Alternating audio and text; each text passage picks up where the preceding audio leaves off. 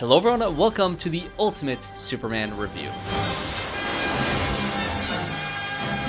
In this three-part series, I'm going to cover the entire history of Superman on the big screen, from Christopher Reeve to Brandon Routh, from Henry Cavill to David Cornswet, from live action to animated, all in anticipation of James Gunn's upcoming film, Superman. Now, Superman has had a long history on film ever since his debut in Action Comics #1 in June of 1938, a history that was actually much deeper than I anticipated when I began to watch everything Superman back in December of last year. But to keep this video somewhat contained, I gave myself a few rules for what I will count in this video. If the Superman film was released in theaters, it will be in this video. When it comes to animated films, if Superman is in the title, I'm going to include it. If it is a television series, I unfortunately did not have time to watch every single episode of the 8+ TV shows he has starred in, so with one main exception, I will not be covering any TV. Sorry in advance to Dean Cain and Tom Welling and to any of the fans of their respective shows. And of course, if I miss any of your personal favorite Superman related projects, please let me know in the comment section down below and I will check them out in the future. I'll also be grading these projects on 5 different categories. I'll be grading each performance based on the differing Clark and Superman personalities. I'll of course cover the Lois and Clark dynamics, as that is always important for this character. The Daily Planet will also be graded, which includes all the lovable side characters that fill out the ensemble. Powers and heroism is a large category I'll be grading as well. And finally, I'll be grading the villains of each project, and by the end of the video, I'll rank every single Superman project to see who reigns as the greatest Superman of them all. This, of course, will be part 1 of the 3 videos in this series. Part 1 will cover the classic era of Superman on the big screen. Part 2 will dive into the many animated adventures Superman has embarked on in the past few decades. And part 3 will explore the modern era of Superman in film. And by the end of this series, I'll be diving into James Gunn's Superman film, which I absolutely cannot wait to see. Alright, I have a ton of projects to get into when it comes to the classic era of Superman, so let's begin with the one that started it all, the first actor to portray Clark Kent and Superman on the silver screen. The reason we are all still here as fans of Superman all these decades later, Kirk Alyn. Yes, that is right. Christopher Reeve was not the first actor to portray this iconic character on the big screen. 30 years before Reeve donned the trunks and cape, Kirk Alyn portrayed the character in the serial series Superman. And of course, there is an argument to be had of whether or not this counts as a movie or a television series, but in reality, it's honestly somewhere in between. In 1948, once a week, audiences were treated to 15 to 20-minute chapters of the serial until the end of its run after 15 weeks. Its success spawned a sequel titled Atom Man vs. Superman in 1950, also starring Alyn. Both of these series have a runtime of around 4 hours, which yes, I did sit through it all, and with all honesty, I enjoyed these a lot more than I was expecting. There is something very genuine and earnest about this adaptation that I quickly gravitated to. The first chapter begins with a classic origin story that we all know and love. Despite its limits on budget and imagination, I think it handles the destruction of Krypton in a fun way, but the serial wastes absolutely no time with Clark being raised with Martha and Eben Kent. Yes, Eben, not Jonathan, but that doesn't matter because we quickly get voiceover that they died off screen. When I'm Superman, I think it's best that no one knows that he and Clark Kent are the same person. Shortly after this, Clark's foster parents passed away. The rest of the serial follows Clark in the big city of Metropolis as he begins his new job at the Daily Planet alongside Noel Neal's Lois Lane, Tommy Bond's Jimmy Olsen, and Pierre Watkins as Perry White. Each chapter is fairly episodic as he saves people from train crashes, your run-of-the-mill criminals, the Reducer Ray laser gun, and of course, the main villain of the story, the Spider Lady, whose presence grows as the serial moves along. Kirk Alyn does a fine job at playing both the title character and Clark Kent, although not as distinct of a difference that we'll later see with Christopher Reeve. He does play up the clumsiness of Clark versus the confidence of Superman. The costume definitely feels of its time in a similar manner to Adam West's Batman in this time period. But the part that dates this adaptation the most is the portrayal of his abilities. Every time Superman goes to fly, he transforms into animated form, which was distracting at first, but you eventually get used to it by the end of the 4-hour run. There are also some fun, albeit obvious ways in which they pull off this effect. He always lands behind a rock or a car before Kirk Alyn pops up behind the obstruction, which adds the kind of old-timey charm that films from this era have. His X-ray vision is also very funny to me, as it's always announced by voiceover as he widens his eyes as much as possible to sell the effect. I believe he blows out a fire once, so he does have some sort of frost breath in this serial, but there is no heat vision to be seen. But my favorite effect by far is how he stands so incredibly proud of himself every time bullets bounce off of his bulletproof skin.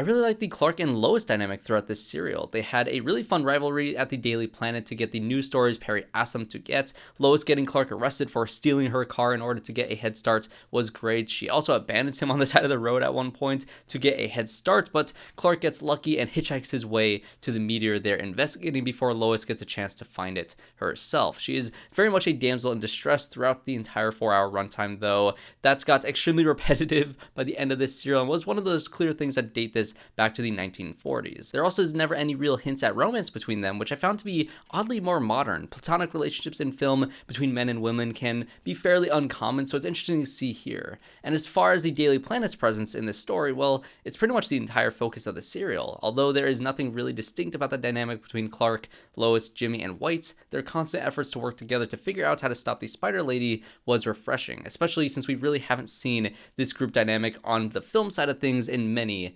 years. But by far my favorite aspect of this serial series is that of the villain played by Carol Foreman. The Spider Lady is an original character for the serial, which is absolutely crazy to me. Also, having a female main antagonist who is a pretty fun and imposing threat for our heroes is so incredibly ahead of its time. People had to be rioting in the streets for the woke propaganda in 1948. I actually really enjoyed her evil plan and performance here. She manages to use kryptonite in some clever ways against Superman and is able to gain control of the reducer ray, which she isn't afraid to use to kill both her enemies and even her allies. Her threats of destroying the Daily Planet added a good amount of tension, and her eventual downfall and death was satisfying. And what's even crazier is her first comic appearance wasn't until 2020, 72 years after this serial. Easily the most surprising part of this entire serial series. So when rating this one, the Clark Superman personalities will get a 3 out of 5 stars. The Lois and Clark dynamic will get a solid 3.5 out of 5. I'll also give the Daily Planet stuff a 3.5 out of 5 as it was pretty solid as well. The heroism and abilities section is kind of hard to rate here. I think the interpretation is very heroic. He's constantly saving people, not out of personal obligation, but because it is the right thing to do. Just the VFX is sadly extremely dated and the budget constrained the scope of this story. 2.5 out of 5. But in terms of the villain, I think this easily gets a 4.5 out of 5 from me.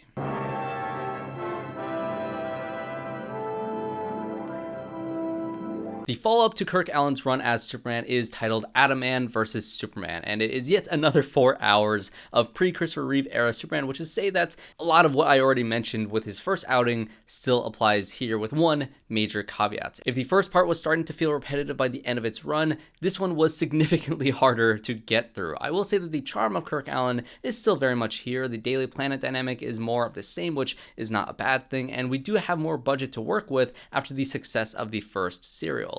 In terms of improvements, we have a larger scale story with more fun effects, from crumbling buildings to missiles being launched to some improved flying sequences. We still mainly see an animated Superman flying around, but this is the first time rear projection is used to show Kirk Alyn flying in close-ups, which is a nice precursor to what we'll see in the Christopher Reeve movies. But everything else that I haven't mentioned as of yet is honestly a bit of a downgrade. The Clark and Lois dynamic begins to feel a lot less fresh and a lot more grating. Noelle Neal is still charming in the role, but they go out of their way to make her seem so dumb in this one. There is an arc of Lois suspecting that Clark is Superman in this, and it even goes as far as to show her actually finding out the truth. And when she asks him, he just says no, and that is that. She just immediately goes back to being willfully ignorant and naive as she has been for the rest of the 8 hours of Lois being easily fooled by Clark. And as we move forward, you will see that this kind of arc for Lois is easily my biggest pet peeve watching all of these Superman stories.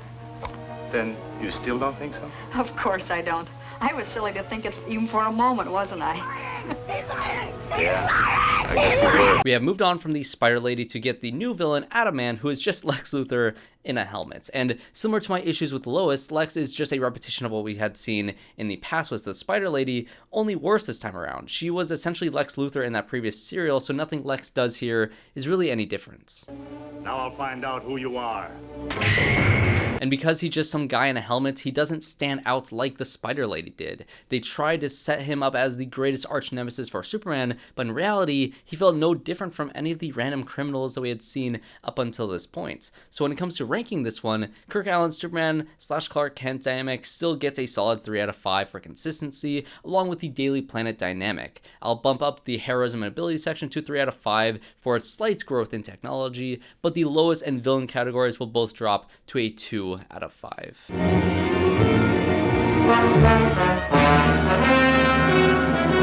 Okay, so this one will be a bit different as the actual Superman and the Mole Man movie is basically just an hour-long episode of the Adventures of Superman show starring George Reeves. So in order to get an accurate take on this new cast and this new take on this character, I ended up watching about 10 episodes of the highest rated episodes of the television series to get a greater understanding of these versions of these characters. So with that being said, let's get into Superman and the Mole Men. George Reeves and Kirk Alyn are definitely from the same era of on-screen Superman. It honestly feels like a continuation of those previous serials, even down to some of the same cast returning throughout the seasons of the show. But the first episode does redo the origin, and the Kryptonite is reintroduced in season 2 of the show, so it technically is the first reboot for this character. But for the most part, it is more of the same, which is to say that it is repetitive and corny, which is fitting for this era of 1950s filmmaking. I'd say the main difference between George Reeves and Kirk Alyn is the fact that he doesn't yell, "This looks like a job for Superman," every time he springs into action, and honestly, I ended up genuinely missing that.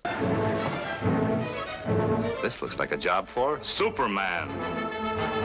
Instead, the only catchphrase he really has is yelling "Great Scott," but that's more of a Doc Brown catchphrase for me. Great Scott! Reeves is a bit more stoic and a little less playful than Alyn was, but his take on Clark and Superman feel consistent enough to not downgrade him in my eyes, but he's not too much of an upgrade either. The actual Mole Men arc in the movie was just okay. The plot revolves around these underground mole people escaping an opening in an oil well. They end up wandering around for a bit until they're spotted by some of the townfolk, which leads them to forming a mob to kill these unidentified creatures. Superman's goal in the movie is to prevent any senseless killing, which could spark a war between humankind and molekind. Honestly, the stakes feel a lot less intense than how I just put it here, as we only see a couple of these creatures and their weapon they bring up to the surface is nothing too terrifying. But what it does show is that this version of Superman is still heroic enough to not only fight for the people of this town and their safety, but also the safety of the other, which is a Superman trait that I always love to see. However, George Reeves' Superman isn't always heroic. One of the standout episodes of the show I watched was titled The Stolen Costume. It follows some thieves who break into Clark's Metropolis apartment and steal his Superman suit, thus threatening his secret identity. The villains piece together that Clark Kent is Superman and attempt to blackmail him before they reveal his secret identity to the world. Superman eventually saves the day by snatching them up and flying them to the top of a mountain and just leaving them there to die. I can't take the word of would-be murderers and blackmailers. I'll be back soon with everything you need. Now, don't try to escape. Your lives wouldn't be worth a nickel. I'll see you soon. And no, this is not a joke. The criminals literally debate whether or not they think he is bluffing and if he will fly back and bring them back to safety, but they eventually settle on that's not being the case, and they just end up falling to their deaths as they try to scale down the mountain themselves. I think this is absolutely hilarious, as Clark seems super proud of what he did here, but it definitely draws more from the Batman Begins philosophy of our hero not killing the villain, but not necessarily having to save them either. Let me get this straight, boy. You found what you went after. That's right. And the guy who had it was dead. The guy and the woman, they fell off a cliff. Well, what do you know? As for the Lois and Clark dynamic, it maintains what we had before, only with two different actresses this time around. Phyllis Coates plays Lois in the Mole Men movie and the first season of Adventures of Superman. She didn't quite have the same charm as Noelle Neal, unfortunately, but at this point, I had seen over 8 hours of that actress, so maybe I just got too used to Noelle. But from season 2 of the show and through the end of its run, Noelle Neal does return as Lois Lane, which was probably a smart move on behalf of the filmmakers. The Daily Planet ensemble of Jimmy Olsen and Perry White are not in this movie, but Jack Larson and John Hamilton do fill out those roles in this series. I'd say that there really was no noticeable change in this dynamic from the previous serials, so honestly not much to say there. Despite the heroism aspect of George Reeves' Superman being a little bit questionable, the growth of his abilities and the VFX to achieve them improved significantly over the course of the series. It does still begin with the animated Superman flying around, but by the end of the series, they not only introduce color for the first time for the character, but they also fully commit to rear projection for the flying sequences. If I were to rate the categories solely off of the Superman and the Mole Man movie, I think a ton of these categories would drop, but in all fairness to George Reeves and his take on the character, I'll make an exception and kind of rank it as the show as a whole. The Superman and Clark Kent dynamic is just as solid as Kirk Alyn, so I'll keep the score at a 3 out of 5 for him. I'm pretty indifferent on the Lois and Clark dynamic here, but from at least what I watched, we didn't have the trope of Lois learning the secret identity only to reverse it seconds later, so I'll give it a I guess 2.5 out of 5. Heroism and abilities is conflicting because from a technical standpoint, it did grow significantly over the show's tenure, but also Superman left criminals to die on a mountainside, so I guess I'll have to give it a 3.5 out of 5. And as for villains, I'll mainly just count the Mole Man arc, which is to say that there really are no villains in that story, but it does present a good, moral conflict for our hero, so I'll give it a solid 3 out of 5.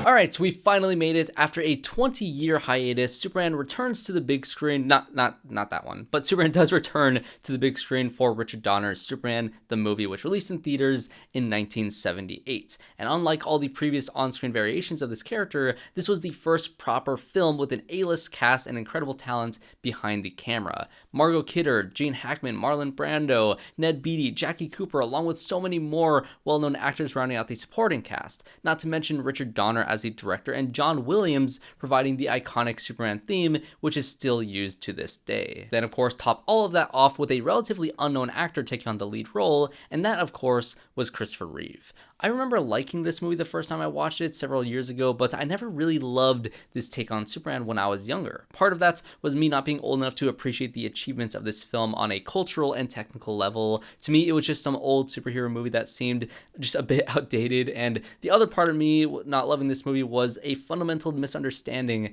of the character of Superman when I was a kid, which I will get into as we go further into the version of the character that I grew up with. But after watching the Superman documentary about the life of Christopher Reeve, and after watching all the pre-Reeve era Superman films and gaining a greater knowledge of what makes this character who he is, I ended up absolutely falling in love with this movie. This film absolutely nails all of the essentials for a Superman film. It has a very detailed and fleshed out origin story that works on so many levels. I love the design of Krypton in this, especially compared to the 1940s and 50s serials. It is able to feel more sci-fi and otherworldly with the production design and costumes. Marlon Brando is great as Jor-El in this short amount of time that he is in this movie, but what is present is the contrasting philosophies between him and Jonathan Kent, who also has very little screen time, but is incredibly impactful for the time that he has. At this point in the film, Jeff East is portraying Clark Kent, and you get to see how the more grounded teachings of Jonathan Kent show him to never treat his abilities as something that makes him better than humanity. We also, of course, get the iconic death of Jonathan Kent at the hands of the unstoppable heart attack, something that Clark, with all his abilities, is not able to save him from. This does lead him to going off on his own as he slowly discovers who he is and where he came from. The Fortress of Solitude looks like it's ripped straight from Krypton, and we get to see Jor-El's teachings show him that he was sent to lead humanity into a better future with his abilities. At this point, we are 47 minutes into the film and we have yet to see Christopher Reeve, but honestly, it works. It is all necessary to set up who this character is, why he makes the choices he makes throughout the story, and adds a deeper understanding for the audience when we finally do get to see Christopher Reeve on screen. And his introduction into the film does not disappoint. Lois Lane, say hello to Clark Kent. Told you one, Pete. Lois Lane, hurry. Remember my dynamite expose on the sex and drug orgies in the scene? I absolutely love his take on Clark. Everyone talks about the scene where he contemplates telling Lois his secret, and you get to see his posture change as he moves in and out of his secret identity. But the scene that blew me away was the one outside of Perry's office with the swinging doors. His bumbling nature, attempts at getting Lois's attention, struggling to open a bottle. There are so many subtleties with his performance that contrast the two characters he plays that sells the idea that Clark and Superman are not one and the same. The glasses are really just the cherry on top. Lois, you're pushing a bunch of rinky-dink tabloid garbage. The Daily Planet has a tradition. I'm sorry. Gosh, I'm sorry. I didn't mean to shake it up like that. Contrast that with his Superman, who is confident and self-assured. He is stoic but not too wooden. He is kind and charismatic and, of course, heroic. The world within the film gets introduced to the hero along with the audience, which adds a level of awe-inspiring wonder to the film with so many iconic moments that still have an impact when you watch it today. Easy, miss. I've got you. You've got me. Who's got you? The Lois and Clark dynamic is also wonderful. Margot Kidder sets the standard for all the actresses playing Lois Lane at this point in time. She comes across as an unshakable reporter, with her one main flaw being her ability to spell, which I guess adds an endearing quality to her character. But when she is in the presence of Superman, and also Clark to a certain extent, but mainly with Superman, she is shaken and her confident exterior crumbles to see someone truly in awe of what she is seeing. I absolutely love the John Williams theme for the two of them, and their flight together was just beautiful. Margot Kidder and Christopher Reeve have wonderful chemistry, and what they do with these characters at the end is truly emotional. Superman being heroic is of course a large part of my rankings of these films, and this movie is not lacking whatsoever. After Superman is introduced, we are treated to a wonderful montage of him stopping crime and saving people, which I of course absolutely love. And when Lex Luthor's plan is in full effect, he's able to save everyone from missiles, a school bus of kids from falling off a bridge, the townspeople from a flood, and even Jimmy Olsen before he goes to save Lois. And the striking thing with this movie is that he doesn't save her. This is the reason why Superman is an interesting character for me. Despite all of his powers that makes him essentially impervious to any threat, he can't save everyone. And using Lois to make that point, which mirrors that of what happened to his father at the beginning of the film, leads to one of the best Christopher Reeve moments as this character.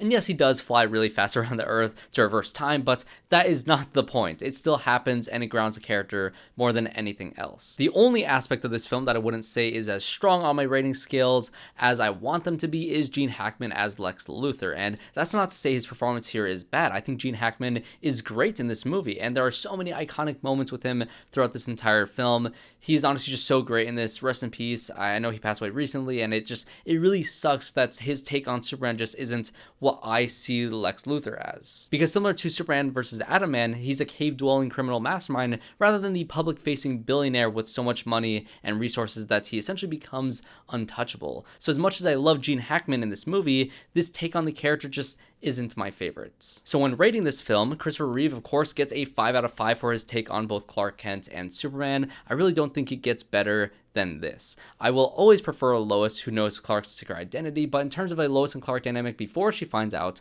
this is also one of the better ones.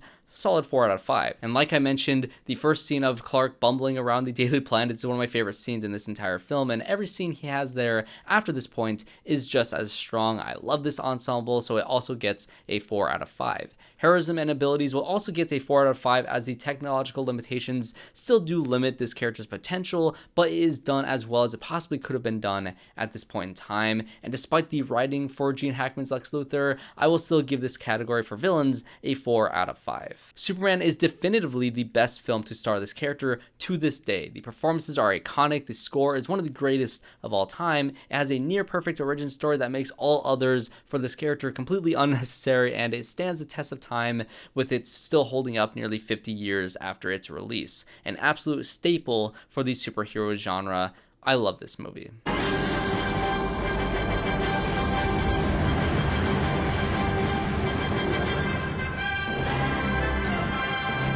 Before I started this Superman marathon, I was honestly really unsure if I had seen Superman 2 before, but when watching the film, it confirmed to me that I had never actually seen this movie. So I went to this film with fresh eyes and also directly building off of the high that was watching Richard Donner's first film. Unfortunately, I was a bit disappointed with this film, which I honestly wasn't really expecting. I'd always heard good things about this movie and even heard some people say that they preferred this one over the first. Sadly, that was not the case for me, but before we get into why this movie was a bit of a letdown for me, let's talk about the things that I actually preferred about this film over the first one. I really like the Lois and Clark moments inside of this film. Christopher Reeve and Margot Kidder have such great chemistry in these movies. Lois putting herself in danger to prove that Clark is Superman was so incredibly funny to me. It was such a playful way for these characters to interact that also highlighted who they are at their core. Lois is someone who will do literally anything to get to the bottom of a story, including throwing herself into a river thinking that Superman will swoop down and save her. Clark falling into the water out of his clumsy attempt to save Lois while secretly cutting down the branch that ends up saving her is exactly the type of Clark and Superman dynamic that I love. But when he trips and his hands and glasses fall into the fire, his clumsiness becomes something so much sweeter. I don't know why I did that. Maybe you wanted to. I don't think I did. Well, maybe you didn't want to with your mind, but maybe you wanted to with your heart.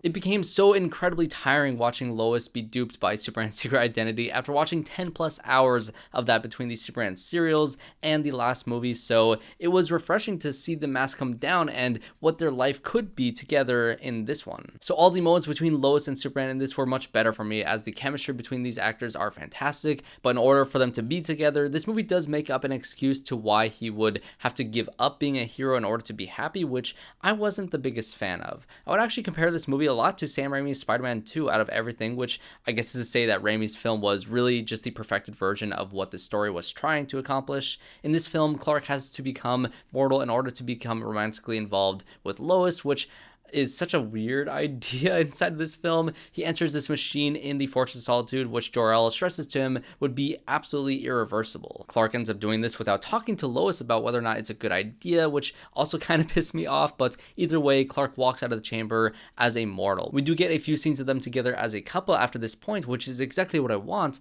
but again, it's at a cost, which very much limits the future for these characters. At this point in the story, we are introduced to the villains of the film in Zod, Ursa, and Non, who were briefly in the intro of the first movie as they were being banished to the Phantom Zone. I do like these three as a unit and force against Superman. Their fish out of water scenes were great, and I actually really liked the wind scene as it was so delightfully campy. The guy in the phone booth absolutely killed me.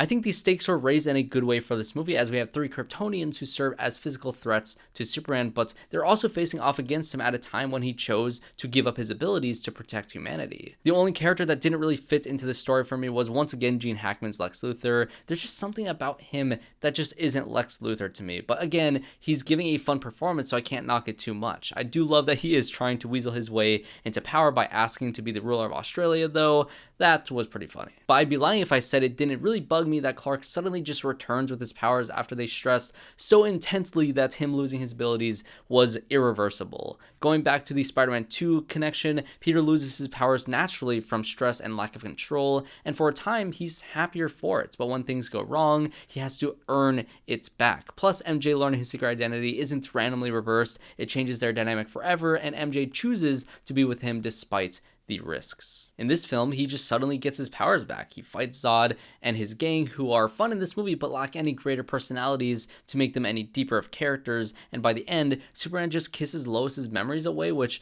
I was very much not a fan of. I just think that the ceiling for story potential is so much higher when Lois knows Clark's secrets, and this was just a sad excuse to undo that in this film when their scenes together were my favorite in the film. And so in the end, this whole plot point about Clark giving up his abilities to be with Lois, it really just didn't add much to the film, despite a sense of tragedy at the end of the film when Superman apologizes to the president, saying that he won't let him down again. And that's just super sad, which I get the intent for it, but it still left me just a bit bummed by the end of the movie. Sorry I've been away so long.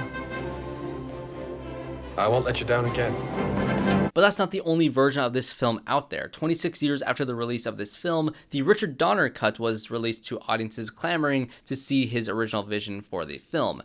Sound familiar? Donner was fired from the project after disputes with producers over budget and story, leaving Richard Lester to bring the film across the finish line. The Donner cut makes some improvements, but its overall feeling of being incomplete holds it back from being a better version of this film, for me at least. The tone is definitely the biggest difference here. His version takes away the campier moments like the wind scene and some of these sillier moments in the final fight at the end against Zod. It is taken much more seriously, and the stakes do feel a lot higher in this version. Lois discovering Clark's identity is actually an improvement to me, despite me liking how it happened inside of the theatrical version. In this cut, she is so confident that she decides to shoot Clark with a gun to prove her point. He, starts to become upset at her recklessness until she reveals that she actually fired a blank, meaning that Clark's reaction to this was actually what confirmed it for her. If you'd been wrong, Clark Kent would have been killed.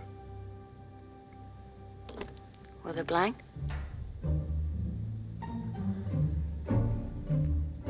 Gotcha. The opening scene in Paris is cut, which is a bummer since I actually really did like that scene, but it does add Marlon Brando back to the film, who was cut from the theatrical version, which gives it a stronger sense of continuation from the first film.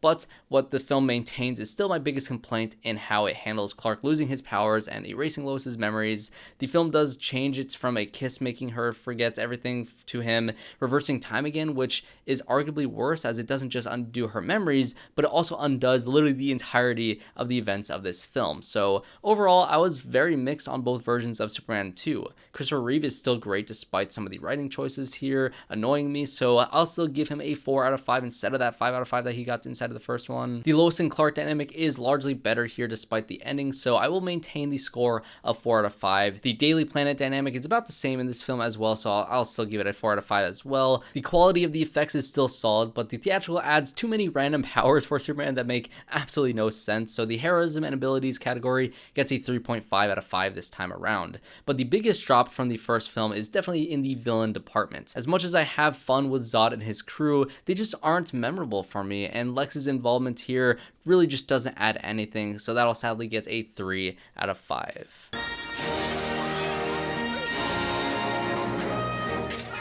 So if Superman 2 was a mishmash of Richard Donner and Lester's visions, what happens when you fully give creative control to Richard Lester? You get the very silly Superman 3.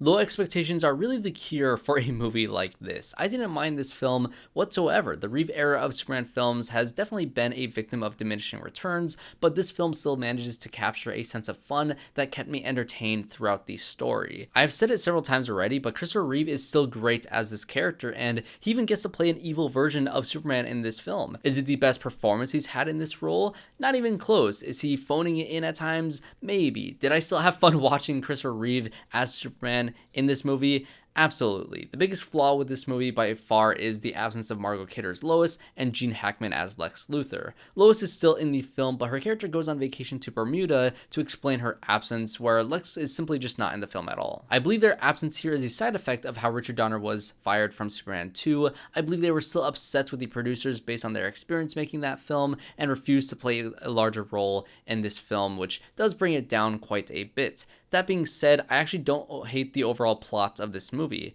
Richard Pryor is the latest addition to the Superman cast as a man who can't seem to keep any job until he discovers his ability to code and hack his way into fortune. His greed leads him to working for an evil CEO who wants a supercomputer that will let him control all technology, including satellites that can control all weather, and a substance called kryptonite that can kill Superman. I really like Richard Pryor's comedic sensibilities in this movie. It goes all in on the campier side of Lester's direction from Superman 2, only with a comedic genius at the core for that humor. Him drunkenly wreaking havoc on the world from Smallville was my favorite scene from him in this film. And I'm sure most people will be annoyed at the campier and sillier tone that this movie has, but surprisingly it worked for me.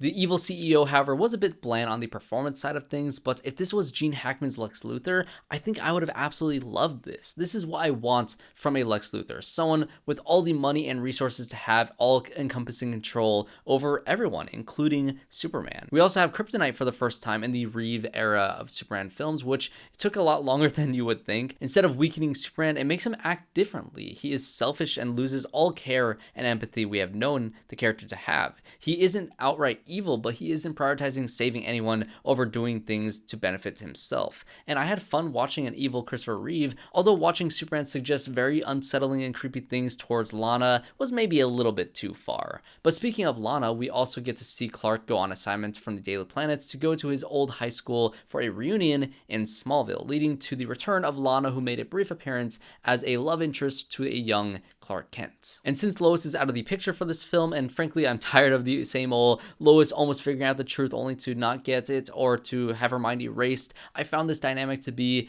incredibly refreshing. she even has a son, and the dynamic between Clark and the kid was also great. This kid is even instrumental to getting Clark to fight back against his evil persona, leading to a very strange yet entertaining fight between Clark and his evil self, which makes no logical sense but is fun nonetheless. There is eventually a big fight with the CEO guy and his assistant turned robot woman, which also makes no sense. Richard Pryor gets a redemption arc, which I did enjoy, and Superman undoes all the damage he did throughout the second act of the film, including fixing the Leaning Tower of Pisa. Giorgio, per favore. E grazie. So overall, I did enjoy this movie enough despite it being a significant step down from the first film and a slight step down for me from Superman 2. In terms of rankings, I will once again give the Superman/Clark Kent dynamic a 4 out of 5. Ranking the Lois and Clark dynamic is a bit tricky here, so instead let's rank the dynamic with Lana, which was refreshing, so I'll give it a 3.5 out of 5. The Daily Planet plays less of a role here, but we do get some fun Clark and Jimmy moments due to the lack of Lois, so it'll get a 3 out of 5. Despite his evil turn, Superman does still save plenty of people here, and the practical effects in certain scenes are fun, so I don't know, 3.5 out of 5 for this one. Finally, the villains. Honestly, if this were to be Lex, I'd give it a much higher score, but since the main guy is so forgettable, I have to give it a 2.5 out of 5. And no, Richard Pryor does not count as a villain. He was just misunderstood, so he gets a 5 out of 5. I love Richard Pryor.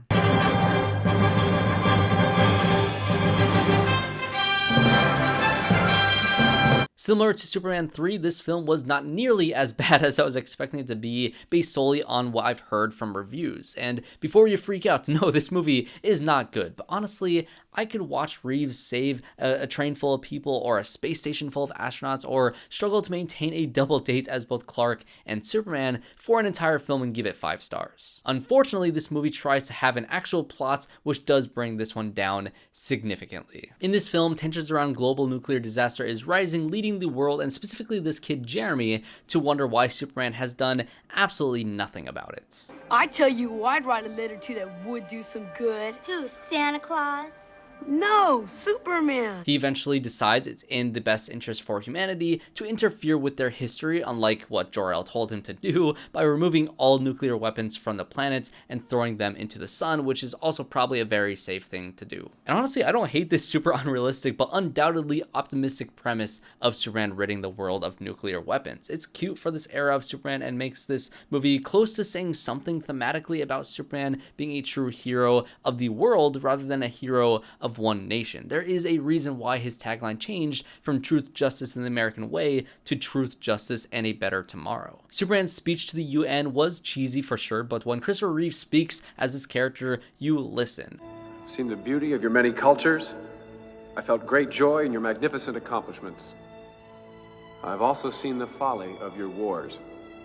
But the real threat in this movie is that of Lex Luthor's evil plan to rid the world of Superman using a strand of his hair and some sciencey stuff to create Nuclear Man. Destroy Superman now. You sweet thing. But not quite yet, no. And this is by far the worst villain in any of these Superman films. For one, all his dialogue is ADR, as they wanted him to have Gene Hackman's voice for some reason, so every single time this character opens his mouth, it just is painful to see. But also, if this character is put even slightly in the shade, he powers down immediately, making him completely useless indoors or at night or even under a tree. Like, literally give the man an umbrella and I could beat him up. The VFX here also feels just lazy. Yes, big fight scenes between Superman and other superpowered individuals in this era haven't felt too intense due to limitations in this era of filmmaking, but the visuals here are just plain bad. It's never believable and adds another layer of bad that pulls you right out of this movie. But at least we get more Margot Kidder as Lois Lane and so on too, right? Well, yes, but it's just a repeat of everything we've seen before, including the horrible way Clark treated her in Superman 2, where he once again reveals his secret identity to her, only to give her a kiss to make her forget all over again. And I just hate it.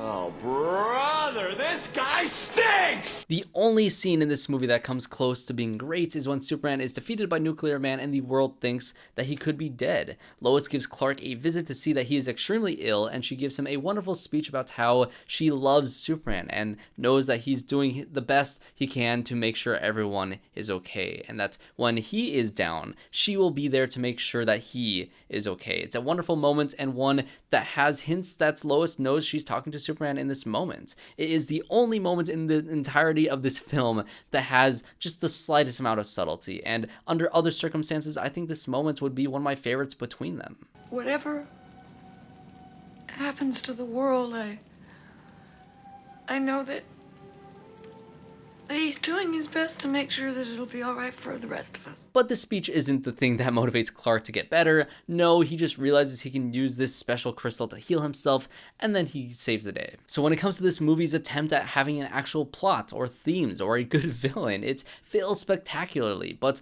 I unapologetically love the first half of this film, simply watching Christopher Reeve save people and stumble around as Clark and Superman on a double date. So despite it being the worst of the Christopher Reeve era of Superman films, I can't leave this movie saying that I hated my time watching this film. So in ranking this movie, Christopher Reeve once again gets a 4 out of 5 for his wonderful take on Clark and Superman, and for every movie going forward, I will miss his near perfect take on this character. I really want to knock the Lois and Clark rating more than I did here because of the mind erasing thing, but again, the scene with them as Clark is sick is so good that I can't knock it too much, so 3 out of 5 for that one as well. The Daily Planet dynamic adds Marielle Hemingway as Lacey Warfield, who I did enjoy watching as she tried and failed at seducing Clark due to his pure obliviousness to her advances. There was almost something to be said about how the Daily Planet was beginning to lose their grasp on reporting the truth, but that doesn't really go anywhere, so I'll have to give that a 3 out of 5 as well. Heroism was just as solid as it's always been for this era of Superman, but the lazy effects dragged this down to a 2.5 out of 5,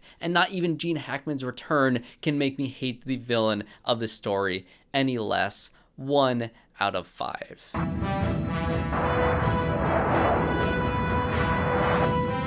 Oh, the moon! You guys, I have to tell you, look at the moon!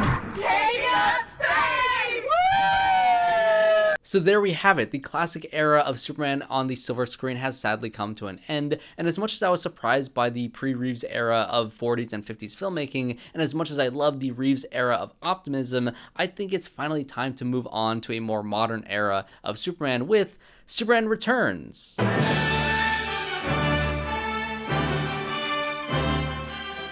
This isn't Brandon Routh. This doesn't look like it's from the 21st century. Is that a storm dragon? No, it's Supergirl. A storm dragon? A Supergirl. I unfortunately cannot move on from this era of Superman without mentioning the 1984 film Supergirl, starring Helen Slater as the title character. This movie was released in between Superman 3 and Superman 4, and it follows Superman's cousin, who goes by Kara, who goes by Linda Lee for some reason, as she attempts to retrieve some powerful orb from Krypton, which somehow ends up in the hands of a witch played by Faye Dunaway. But the real motivation for Faye Dunaway's villainous character is not to kill Supergirl because she is trying to stop her evil plan, but rather it's because she's jealous that a boy likes Supergirl more than her. What did he say? What did he say? Look like I love you to me. No! No! Yes, that is her entire motivation. And I mean, I guess it's the same plot as Snow White to a certain degree. She is an evil witch who uses magic to create a mirror to show her what Supergirl is doing at any given moment. So yeah, it's basically Snow White's. But that's a classic, and this is embarrassing. When Kara arrives on Earth, she becomes a student at some school by just simply walking in. She immediately gets paired with a roommate named Lucy Lane, the younger sister of Lois. What a coincidence. Mark McClure does make an appearance as Jimmy Olsen, and there is a poster of Christopher Reeve's Superman in their dorms, so in terms of extended universe connections, this movie's attempt to share the world with Reeves was admirable at the very least. But the only real thing this movie had going for it was one sequence where Kara gets sent to the Phantom Zone, and we finally get to see what it looks like in this world. The look of it is very desolate and otherworldly, which I did like quite a bit, and her struggle to free herself from the Phantom Zone with the help of the squirt-loving Zoltar was easily the best part of the movie. Zoltar? Squirt. Zoltar, it's me. It's Kara. No.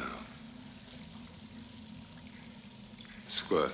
Despite all the cool and trippy visuals in the Phantom Zone, it was too little too late for this movie to be redeemed in any sort of way, as everything else in this movie was forgettable, poorly written, poorly filmed, and lacked all of the wonder and awe that Christopher Reeve brought to all of his films. But this was, of course, just the beginning of Superman in film history. Superman 4, The Quest for Peace, was a critical and financial failure, putting the future of Superman on the big screen at risk, and for nearly 10 years, Superman stayed out of the cultural zeitgeist until Superman the Animated Series made its debut in 1996, bringing us to the era of the DC Animated Universe. But that'll have to wait until part 2 of this Ultimate Superman review, with part 3 covering the more modern era of Superman in live action, starting with Brandon Routh's Superman Returns. But for now, that is where I will leave you. If you did enjoy this review and want to see more longer videos like this on the channel, please make sure to leave a like and subscribe to the channel, along with letting me know your thoughts on this era of Superman in the comment section down below. I feel like most of my takes